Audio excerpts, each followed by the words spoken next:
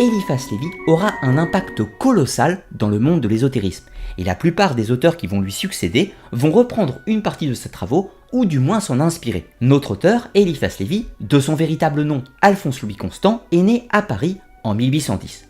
Il vient d'un milieu plutôt modeste. Son père est cordonnier, ils n'ont pas beaucoup d'argent et rien ne le prédispose à ce cheminement initiatique et surtout cet intérêt littéraire pour le domaine de l'occulte.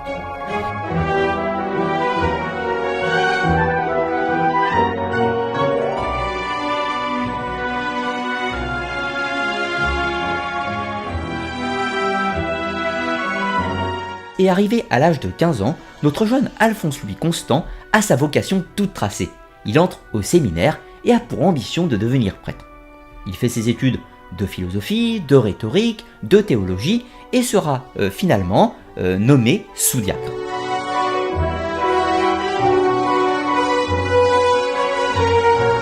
Alphonse Louis Constant va écrire un autre livre, et là, nous sommes en 1841.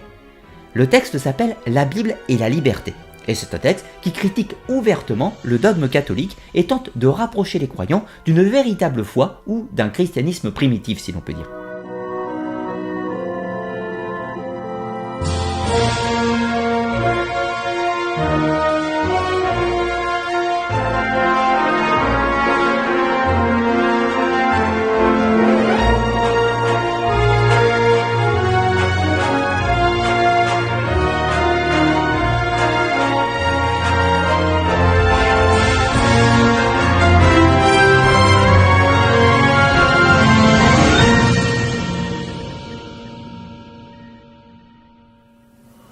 Sollicité par ses amis Fauvetti et Coubet, il se fait recevoir maçon. Initié le 14 mars 1861 dans la loge La Rose du Parfait Silence, dont Coubet était le vénérable, il déclare dans son discours de réception « Je viens apporter au milieu de vous les traditions perdues, la connaissance exacte de vos signes et de vos emblèmes, et par suite vous montrer le but pour lequel votre association a été constituée. Car la rose et la croix m'ont tout donné. » La cérémonie a eu lieu en présence d'un grand nombre de frères à qui il tenta d'expliquer que le symbolisme maçonnique est emprunté à la rose-croix et la Kabbale. Peine perdue, on ne l'écouta pas.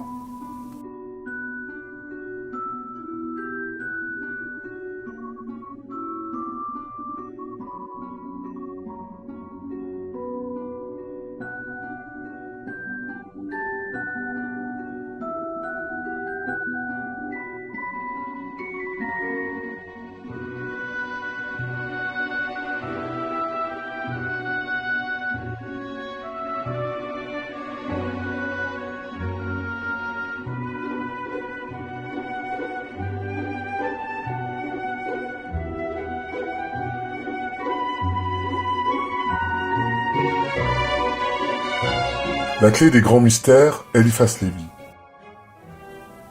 Mystère des autres mondes, force cachée, révélation étrange, maladie mystérieuse, faculté exceptionnelle, esprit, apparition, paradoxe magique, arcane hermétique, nous dirons tout et nous expliquerons tout. Qui donc nous a donné cette puissance? Nous ne craignons pas de le révéler à nos lecteurs. Il existe un alphabet occulte et sacré que les Hébreux attribuent à Enoch, les Égyptiens à Thoth ou à Mercure, Trismégiste, les Grecs à Cadmus et à Palamède. Cet alphabet, connu des pythagoriciens, se compose d'idées absolues attachées à des signes et à des nombres, et réalise par ses combinaisons les mathématiques de la pensée. Salomon avait représenté cet alphabet par 72 noms, écrits sur 36 talismans. Et c'est ce que les initiés de l'Orient nomment encore les petites clés ou les clavicules de Salomon. Ces clés sont décrites et leur usage est expliqué dans un livre dont le dogme traditionnel remonte au patriarche Abraham. C'est le Sefer Yetzirah. Et avec l'intelligence du Sefer Yetzirah, on pénètre le sens caché du Zohar, le grand livre dogmatique de la Kabbale des Hébreux. Il est certain que les secrets de la haute Kabbale étaient perdus pour la synagogue, lorsque Jésus-Christ les retrouva.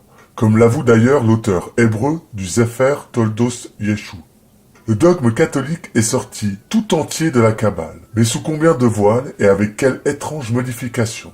La pluralité des personnes dans l'unité de Dieu est sortie des 3 premières lettres du tétragramme. Seulement on a pris le « et » pour le Fils, afin de ne pas déifier la mère qui devait rester humaine, et qui plus tard, suivant les prévisions de Postel, a semblé absorber en elle tout l'honneur des autres personnes. Dans le Zohar, nous voyons la mère divine, la seconde conception des Elohim, coopérant à la création, qui eût été impossible sans elle. C'est elle qui calme et qui tempère les rigueurs du Yod paternel. C'est elle qui oppose l'eau au feu et la miséricorde à la colère. Le feu, disent les auteurs du Zohar, s'était élancé du Yod divin comme un serpent, et il allait consulter la terre dans ses étreintes. Lorsque la mère divine, que son nom soit béni, amena les eaux et fit marcher les vagues libératrices sur la tête brûlante du serpent. Ici, nous rappelons que Marie, en hébreu, signifie la mer, ou le sel de la mer. Nous comprenons pourquoi on la représente avec un croissant sous les pieds, car les kabbalistes disent que la lune est l'image du stéis divin, du et tétragrammatique, de la puissance maternelle des Elohim. Et ne nous étonnons plus de cette gloire immense attribuée à une simple mortelle qui, par sa conception immaculée, remonte au-delà de l'origine des temps.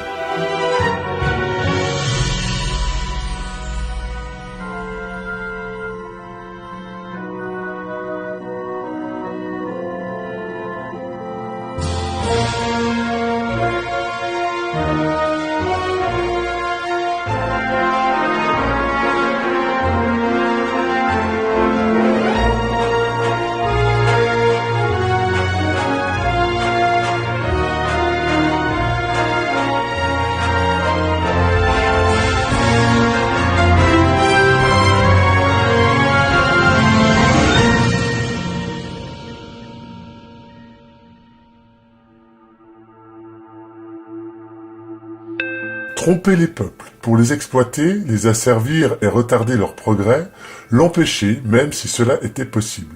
Voilà le crime de la magie noire.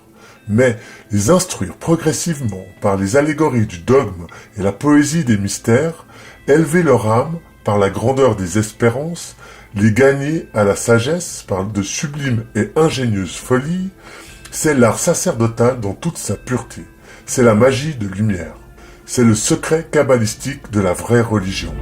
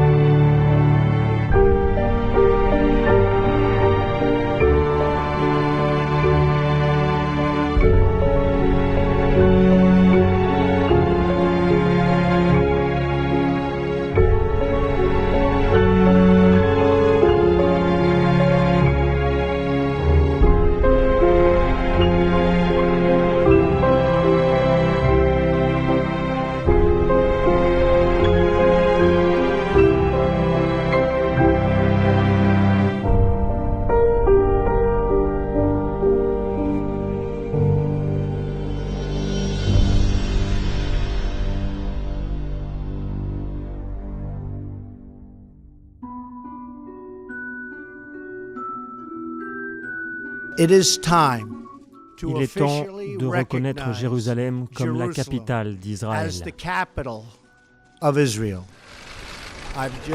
La voici, Jérusalem, la ville dont il est question, reconnue par Donald Trump comme la capitale indivisible d'Israël. On l'appelle la ville sainte, l'un des endroits les plus sacrés qui soit au monde. Même si on peut imaginer, rêver d'un Jérusalem devenant capitale de la planète qui sera un jour unifié autour d'un gouvernement mondial. C'est un joli lieu pour un gouvernement mondial. Merci, Président Trump, pour cette brave décision. Nous te serons à jamais reconnaissants, déclare Benjamin Netanyahou dans un bref discours prononcé juste après cette grande annonce. En fait, voici les lieux où se cristallisent les tensions, centre de toutes les prophéties de la Bible. Nous sommes à Jérusalem-Est. C'est exactement ici que s'est trouvé le gigantesque temple de Salomon, détruit il y a plus de 2000 ans. Et aujourd'hui, l'endroit est sous contrôle des musulmans. Selon la prophétie, cette mosquée devra disparaître pour laisser la place à la reconstruction du très attendu temple de Salomon. La maquette du temple est déjà disponible et bien gardée dans cette vitrine. Elle attend le grand jour. Quand vous verrez ces choses s'accomplir, sachez que la fin est proche, dit la parole de Dieu.